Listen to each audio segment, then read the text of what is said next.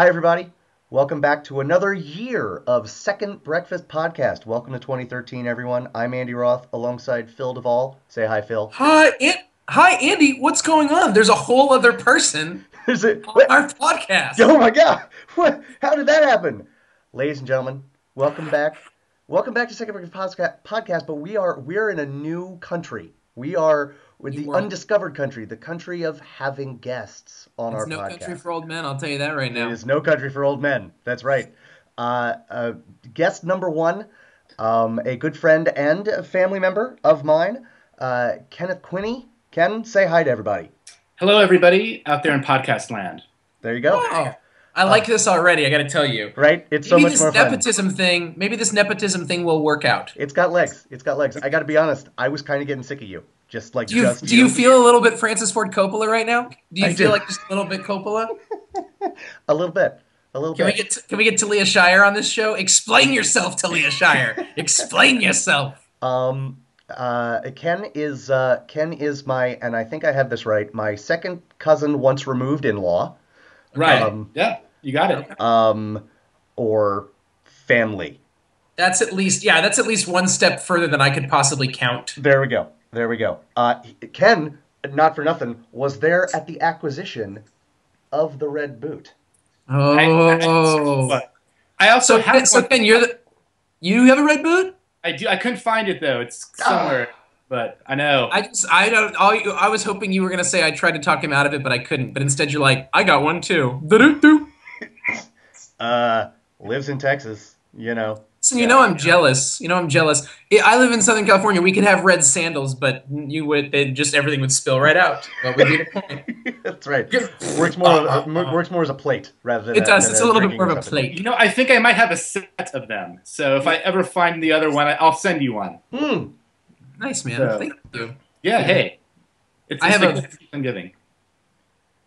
Sweet. Nice.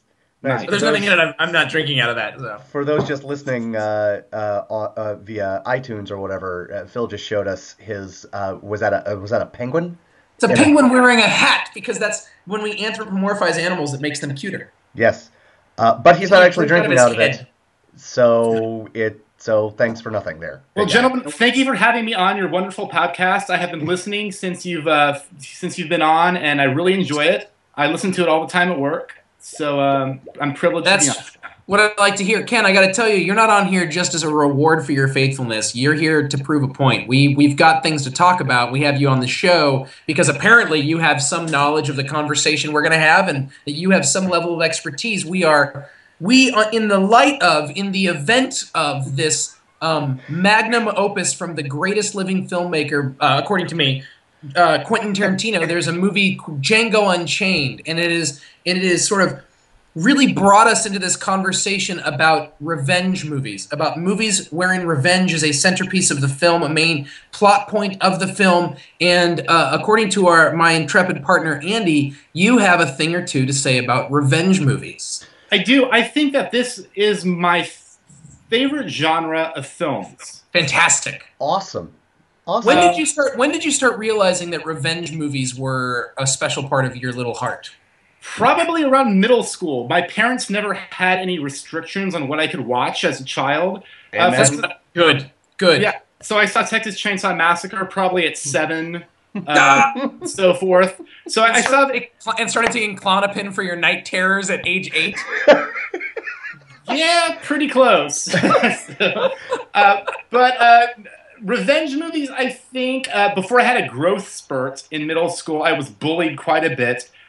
Watching revenge movies was a good way of kind of fantasy revenge of getting back at the bullies. So that genre always kind of stayed with me. I also feel that every major American filmmaker at one point or another has dabbled into the genre of revenge. Examples. At one point or another. Examples. Examples, yes. Let me see. Martin Scorsese with Taxi Driver. Although not a classic revenge film, there are some elements in there. Robert De Niro is clearly nuts in that movie. What? That's not how I read that movie at all. Clearly a prophet. Anyway, continue. Let me see what else. I mean, there's even aspects of The Godfather in ways of revenge. You know, and I think the most defining scenes in the Godfather films are what we like them because they're revenge. I mean, the baptism scene is a revenge scene. Nice. Basically, we can pretend it's this brilliant power struggle, which it is, but it's revenge that we like. Absolutely. Fascinating. What else? Yeah. What other? You're on the hot seat still for a little bit longer. What other revenge movies are really important to you? Well, I want to go into some obscure, kind of under the radar revenge films. We don't do obscure under the radar here, Ken. We only do the most mainstream things possible. Bill, so, don't antagonize our new guest. Well, you guys will like this because in a couple of months you're probably going to get to this. This is a movie called Point Blank. It came out in 1967. Okay. With Lee Marvin, who is an absolute bad ass in this movie. He portrays. You can say that. That's on the list of acceptable words. Okay.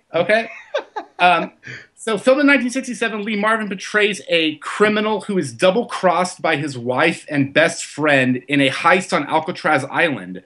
And through remarkable odds, he escapes off the island after being left for dead and seeks the money that he is owed, and he wants to get back at everybody who double-crossed him. Now, you're going to know this because in a couple of months, you're going to be watching Payback with Mel Gibson. Yeah. Payback is a direct remake of Point Blank. Oh. We may have to watch both of them and have you back on the show. Would you be interested in being a guest on a Project Melway episode?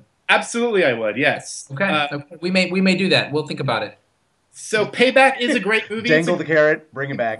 Point Blank is better though. It's great. Lee Marvin kicks some serious ass. It has this great San Francisco view from the 60s, free love, double cross with extreme violence. It has a great cast. Keenan Wynn, Carol O'Connor, who was pre-Archie Bunker fame, is the villain. It's great stuff. So, Andy, did you have something to say? Not completely off topic, but first off, you should know that, anyone who's like, I'm about to double-cross Lee Marvin, maybe you should rethink your life choices. The only person who got away with that, there's only one person in the history of the world who's gotten away with that. Do you know who it was? Tell us. His girlfriend. Lee Marvin was the first person that was successfully sued for palimony, palimony, which is, of course, alimony for someone that didn't even marry you. What is amazing is I was about to be like, do I bring up the property case about Lee Marvin? I was like, no, that's getting a little too... The only person who ever got Lee Marvin. Everyone else Lee Marvin got. Lee Marvin got by a woman, not shockingly, and by, of course, the state of California, which is corrupt and terrible in almost every way. And I know because I live here. So it's pretty fascinating. And Lee Marvin, by the way, thanks for bringing up that he escapes Alcatraz. Only two people have ever done it, Lee Marvin and Clint Eastwood. So I think exactly that should tell you everything you need. And I think Sean Connery, did he escape it in The Rock? I don't remember. He did, but then his body was vaporized. So, I escaped with my life. Nice. So you escaped Alcatraz and your reward was being in a Michael Bay film? Not fair. Not fair. I gotta be honest. Send me back to the island. I got to be honest, he probably cashed a pretty paycheck for that. So, you know what? You could put me in a Michael Bay movie. How do you think he feels now? Better or worse? All right.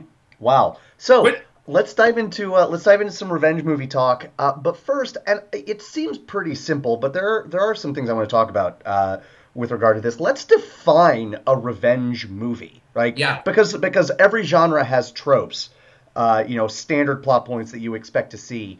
And I think revenge movies certainly have them, and they're rather than making them predictable, they do, but no one watches a revenge movie for, oh my goodness, a reinvention of the form.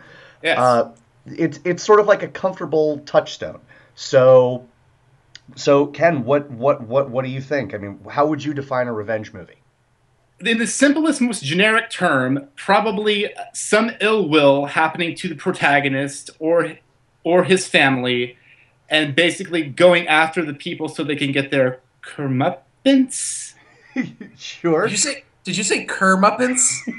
I was comeuppance. Is that how you say it? Comeuppance. Yeah, Yeah, Comeuppance. yeah. Um, I like that definition.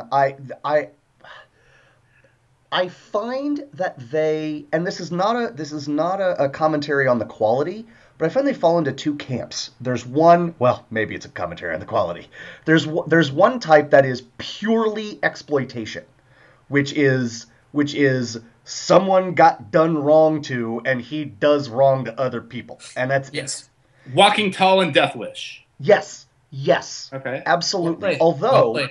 although Death Wish, and we can talk about this, may fall into the other category, which is it is the revenge is not purely exploitative. It is a commentary on either how this capacity for almost animalism is inside all of us, or uh, or that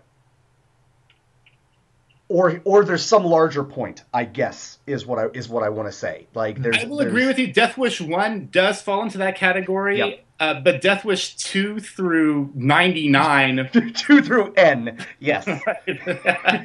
different animals. Yeah. I agree. Right. I agree. And I don't think that. I mean, it's all. I always like to see. I mean, I think Phil. I think you'd agree with this. I mean, I like to see a director trying something at least a little with a little more depth. But I mean, I also like the Harold and Kumar movies, so depth isn't always important to Yeah. me, Well, right? that's deep. I think those are deep.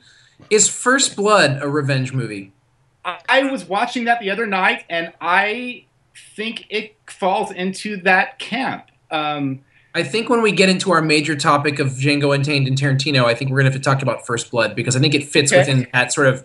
There's revenge. It's almost revenge from the filmmaker's point of view on a group of people, if that makes sense. But we'll get into that. I would love to. I think what I I agree. want to start by asking you about, Ken, is you brought up that you were someone who was picked on a lot, and being able to watch these movies was a way for you to sort of there was I'm guessing some catharsis involved. You were able to actualize and deal with the pain of that through other people getting their asses kicked, basically. For sure. What I find fascinating about this is there's two real big topics here, or things to think about. Is some people would say it's these kinds of movies, these kinds of revenge tales that actually lead to violence. That the kinds of the people that go crazy and fall into darkness and basically take a lot of lives. Aside from the availability of guns and that whole issue that's being talked about, and I think talked about rightfully right now in our culture, wherever you come down from it, it's a conversation that needs to be had. But I think aside from that, there's this what's feeding their minds, and are they being fed with visions of the beauty of vengeance? And there's that, and then there's people like us that I think all three of us, maybe we had varying degrees of popularity, but we all felt like we were able to live vicariously through films. And I think for me, seeing violence in films never made me want to be violent. Not me No. personally. Me neither. So that's something I'm interested in for you is you were you did this and then it didn't make you want to go and Well, become a taxi Yeah. driver and then shoot people in the face. That right. type of Well, I have this. See, my favorite movies, and I'm sure I'm not alone here, are the movies of the '70s, where we had lots of violent exploitation movies come out. You never really saw a lot of mass killings as in America, as far in the '70s or early '80s. Am I wrong on this? They were the mass killings in the 70s. I feel like the 60s and 70s were like the age of I'm part of a cult that we have to kill ourselves. Like that's Yeah, it was more cult Jim Jones stuff. every once in a while. right, once in a while. right. Every once in a while, a But bunch I of people, can't recall yeah. anybody actually like going to see a movie. I mean, the one exception would be John Hinckley, who shot Reagan, who Taxi Right. Driver was his kind of benchmark for that. But Right. before that, I can't remember anything. So, That's fair. and for the record, I've never been in a fight. Never been in a fist fight. Never. Me neither. Andy's been in a ton of them. Andy used to just beat people up in high school, in college. Hang on. I have been in a fight. How is it possible that I am the one of the three of us? Okay, you ready for this? Here's the sum total of my fighting experience. I was in one fight. It lasted for one punch. I was tripped by this guy, and I'm sure, actually looking back on it, it was at least 85% accident. And it was at Hebrew school, by the way, so you could tell what badasses we were. Yeah, yeah. BT dubs. And I mean, as I was on I the just like to point ground, out Samson was Jewish. So fair continue. enough. So I get up, right, and as I'm getting up, already there has formed a circle of eighth grade Jews who are like who are like fight, fight, fight. And I was like, what the? And then it was like, what am I doing now? And I was like raising my fists. And then I the guy love the was like, story. and the guy was like, wait, for real? Because he was like 6 inches taller than me. And he puts his fists up, and he comes up to me, and I just stood there, and he punched me in the eye. And it was just like, and I was like, bang. And then I thought to myself, ow, that really hurt. What am I That doing? really hurt. And I just walked away. And then I was like, excuse me. And so I have been, if you can call that a fight, I am the one of the three of us that has been in a fight. Okay, so by those standards, uh, I have been punched 3 times. At the All by same me. time? Which is in and of itself kind of hilarious. Like that, first of all, I think anyone who knew me growing up, in my mouth, I probably should have been punched more than 3 times. I had a kid, and we were on a camping trip in up in the mountains, and there was snow, and we were having a snowball fight, and I threw this snowball at this person, and he got mad at me. I mean, it was a snowball fight, but whatevs. And he walked up and he punched me in the face, and I fell over I was on the snow, and I slipped and fell over, and he punched me. And then I got up, and everyone was like kind of holding him back, and they were like, "Are we gonna fight?" And I was like, and he like ran off into the other, like, because there was like people around me, like sort of like, dude, you just hit Phil, and you know, it was stupid. We all know each other. There's 50 of us in this class. Like, we all got to see each other tomorrow. Well, like, he runs back up into the cabin, and I'm like, am I okay? I guess I'm okay. Like, I got punched in the face. And I walked up into the cabin, and it was just him and me alone. And I go, dude. And he goes, we're not going to, he's like, he got ready to fight. I was like, what are you doing? Like, what? I wasn't even like, it sounds like I wasn't that peaceful. I wasn't like, dude, let's all be, I was just like, man, come on. What was that? What are you hitting me for? Like, we have things to do, you know? And then there was this one kid that I was just not very nice to. And he punched me in the stomach once. I deserved that. And then he threw me he jumped on me from behind once. Yeah. Wow. And I fell on the ground, and he shoved my face into the ground, and I had a big mark on my face. But I Prison didn't fight riot him either. style. I like it. I should have fought him. I should have fought him back, I guess. I don't know. Like, I never fought people. I mean, my brothers used to fight with me. I guess I used to fight with my brothers, but they were older, so it was like, Well, it was like Land of the Giants. What was the point, you know? something nice. Something I think is interesting is what you and I have just described, and frankly, Does not make Ken us as sound well. does not make us sound butch at all. Well, yeah, well, you and I are used to that, but also, Ken's pubescent growth spurt existence. It describes a lot of people in revenge movies, because a lot of revenge movies, of both of the types that I described earlier, are not like something that keeps First Blood from or I think it is a revenge movie, but something that I guess kept it from popping into my head is it's Sylvester Stallone, and even if you come in without the baggage of it's Sly Stallone, you've still got he's a veteran, Right. and the character is a veteran, and whereas you take something like Straw Dogs, where the Fair enough. point of the movie is that he is milquetoast. He is boring and vanilla and weak, and in some sense, and Because Dustin Hoffman's character leaves America because he doesn't want to take a stand against anything that was going on at the time. He That's just wants right. to hide out in his classroom and do formulas. He's That's a right. mathematician. that's right. And it takes a while for him to get pushed over to the edge to actually do something and take a stand. And once he does, whew, I don't know how the two of you feel about Straw Dogs. I don't love it. I think interesting things happen. I don't think it's his most interesting movie by a long shot. Sam Peckinpah, Yeah, you mean? yeah, it's Sam Peckinpah. I mean, it would take a lot to unseat the Wild Bunch for me personally. Absolutely, But yes. but there Or is Bring Me the a Head of Alfredo Garcia, if you've ever seen that. also I very good. haven't seen it. It's great. Oh, you need to. Um, and so one of the tropes I would say in a revenge movie is that there is always a scene.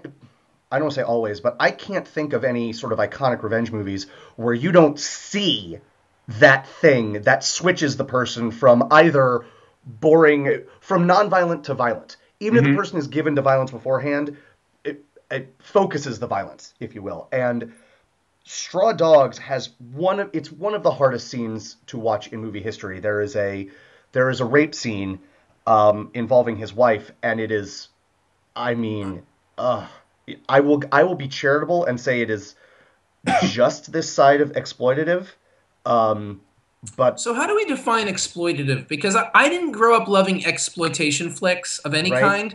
And so how do we think of movies? How do movies fit the category of exploitation flicks? Because I there think tends to be going alongside of that this sense of like guilty pleasure, and I'm trying to figure out what that is. I don't think the two terms are synonymous, and Ken, I'd love your take on this as well. But I think exploitation, the thing is the point. The violence is the point. The sex Okay. is the point. The Okay. the shock is the point. Whereas with Straw Dogs, although I don't think it is successful completely, I do think Peckinpah is making a larger point. What was Uh, that play? What was that play that Justin Waldman directed when we were in college that made me want to die in my oh, heart? Frozen or Shattered or broken or yes. terrible. And Oh, I like Justin. I don't know if he watches this. He's phenomenal. He's a great guy, and he and I have become. I mean, we haven't talked in a while, but we became friends later in college. And you don't know him, Ken, but he's a guy that I thought might be the devil for the thing that he made, and it turns out he's a really sweet, wonderful guy who still works in theater and is a successful person in theater, which is the hardest thing to do in America today. Next to, I don't know, I guess no, that's pretty hard, right? Being successful in theater. Yeah. that's it. And yet he did this thing that hurt my heart and soul, because it was just like literally like, you are shocked, shock, and I was like, stop with the shocking. I don't like. It's just, I'm dead now. It's over. Yeah. So is that exploitation? Like it's just for the sake of Yeah. its own. Yeah, I think that playwright, real quick, and I think that playwright would argue that she was making a larger point, except that um, she can't It's because she is no longer with us. But she was not making a larger point, or if she was, the shock was so great that the larger point got lost, and at that point, what's the difference? Yes, that was exploitation. so Ken, do oh, go ahead, Ken. I'm going to agree with that. I think the exploitation term was thrown around rather loosely. I almost got one of those for Christmas. Thrown around rather loosely because there's blaxploitation. There was even hicksploitation, if you could imagine that.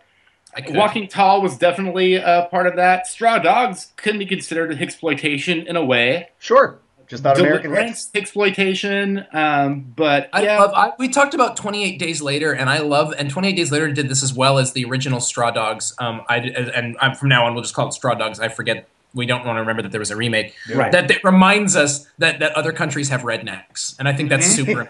Yeah. We have such a high opinion of England, like that everyone's walking around being like taking off their monocle just so they can look down at us. But but there's just tons of rednecks in England, and it's pretty glorious. Oh, and in Straw Dogs, they're absolute trash. I mean, they're horrible. You know. Yeah. Yes, they are. They are the another trope. Yeah. In a true revenge flick, you never feel bad about anybody getting their comeuppance. This is an interesting point. That's- That's an interesting point. Yeah. Yes. Um, Yeah, exactly. Well, you guys touched on First Blood, and I kind of want to touch on another movie that I actually let Andy see. I gave it to him for Christmas, which is a 1977 film called Rolling Thunder, which is Quentin Tarantino's favorite movie of all time. Well, He he named his production company after it. Exactly, he sure did. And this movie was scripted by Paul Schrader, who a year before had scripted Scorsese's Taxi Driver. Right. Both movies involved returning Vietnam veterans or Green Berets who seek out their own version of revenge. Rolling Thunder is a little more lean and mean. It's clearly black and white. There's good guys, there's bad guys. Right. It takes place in Texas, San Antonio, Texas, of all places. That's right. This movie is incredibly sweaty. Everybody is sweating in this movie. It's true. That's true. It's a just a total 70s grindhouse revenge flick, which happened to be scripted by one of the greatest screenwriters at the time, and he still is really good, Paul Schrader. Yeah. Yes, I have, Ken. I don't believe I said this to you. I have watched it. Thank you again. Phil, have you seen this movie? No. This No. is Ken. I told Phil I had a surprise for him. You will be getting this DVD in the mail Oh yes. with Oh. to be used whenever, a self-addressed stamped envelope for you to send it back to me when you're done watching it. Wow. Yeah, That's wonderful. It is. That's beautiful, man. You're gonna love it. It is. When you actually find a place to live and you're not just living out of a library, it'll be fantastic to send it back to you. I'm not sending it back to you until you have an actual address. That's just a rule that I have. That's fair. That's fair. Here's my question: Are revenge movies inherent? Are they bad? Are they bad for us? Is it good? Is it bad? Is there an intrinsic nature to them? Like, should we be dwelling on this sort of thing? Ken, do you want to take that?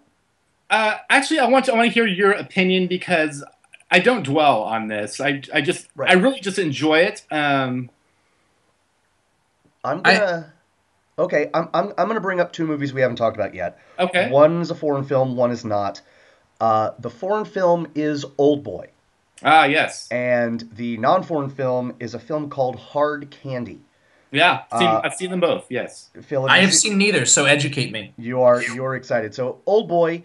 Is Hard Candy the one with Ellen Page? Yes. Okay. Hard Candy is easier to describe, I think. So I'll start with that one. Hard Candy. Patrick Wilson, who you will know from many movies, he's great. Yeah.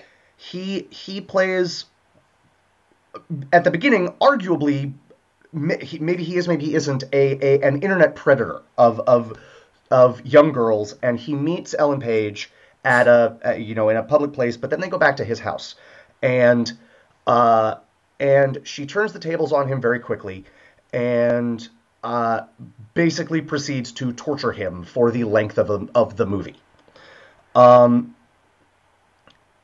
Boy is a Korean film that is one of the most intense movie watching experiences I've ever had in my life.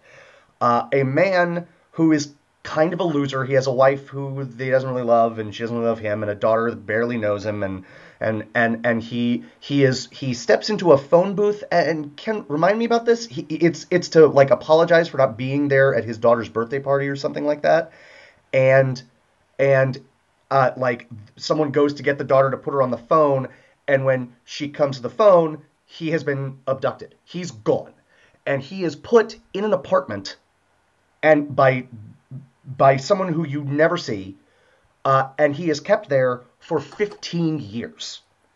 And it is, and it, as you might imagine, screws him up royally. And he gets out or is let out, and the movie keeps that fuzzy as well. And he tries to figure out what happened to him, who did it to him, and why.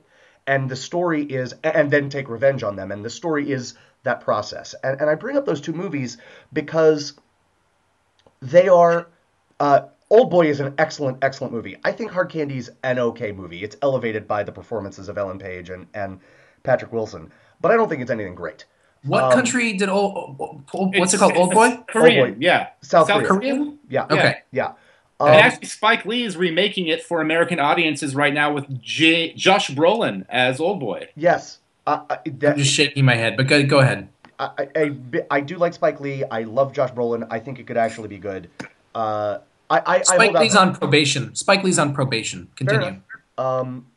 He has diarrhea of the mouth for sure. But please, I'm sorry. Go ahead. No, it's fair. That's diarrhea fair. of the brain. Anyway, sorry. Go ahead. But these are both situations where, in the case of Hard Candy, because I don't know anyone who is pro, child sexual abuse. Like, there's no.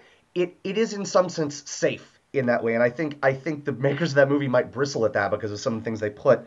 Patrick Wilson through, but it's not adventurous or shocking to torture someone who is intrinsically evil. So Sure. I don't think that it is intrinsically bad in that way. And Old Boy, it is absolutely a revenge movie, but it is so involving and so interesting that you want to find out just the way he does. And Yeah. there's no one who would begrudge him that fact. I guess this is a long way. Well, I wanted to introduce both of these movies to the discussion, but Good. especially Old Boy. But I guess that's my long-winded way of saying I don't think there is something intrinsic that makes them bad or Okay. unworthy. Um, Okay. that's Okay. I've said my piece. Okay. May I? Please, Please. A reading? please. A reading from the scriptures? Oh boy. Uh, there's a psalm. You all know the Psalms, Jews and Gentiles alike. We all know the Psalms. Psalms are a book of religious songs that were sung in a worship context, in a community context, even if they're written in the first person. They're still sung as, or first person singular. They will be sung as a group, and these things have been sung by Jewish congregations and by Christians for thousands of years. These things have been sung. One of the ones that's very famous for what it does is it's a psalm. You've heard it's Psalm 137. Psalm 137. It's written by the people in exile, and it's written from the point of view of the Babylonians have just kidnapped or brought, come and sacked Jerusalem, burnt the holy city to the ground, and are stealing the people away. And they sit them down by the river, and then the captors say, hey, why don't you sing us one of your songs? You're really famous for your singing. Why don't you just sing us a song? Right. If you're a reggae fan, you've heard the reggae song by the rivers of Babylon. We sat down and wept. This is how this. I want to read this thing. It's not very long, but I want to read it to you guys because it's revenge fantasy as scripture, or scripture as revenge fantasy, however you want to look at it. And it says, by the waters of Babylon we sat down and wept when we remembered you, O Zion. Zion, of course, being Jerusalem. As for our harps, we hung them up on the trees in the midst of that land. For those who led us away captive asked us for a song, and our oppressors called for mirth. Sing us one of the songs of Zion. How shall we sing the Lord's song upon an alien soil? If I forget you, O Jerusalem, let my right hand forget its skill. Let my tongue cleave to the roof of my mouth if I do not remember you, if I do not set Jerusalem above my highest joy. Remember the day of Jerusalem, O Lord, against the people of Edom, who said, down with it even to the ground.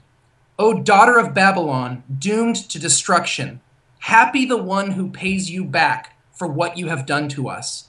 Happy shall he be who takes your little ones and dashes them against the rock. And that's how it ends. And there are other translations that say, happy is he or blessed is he who takes the heads of your little ones and dashes them against the rock. And it ends like that. This is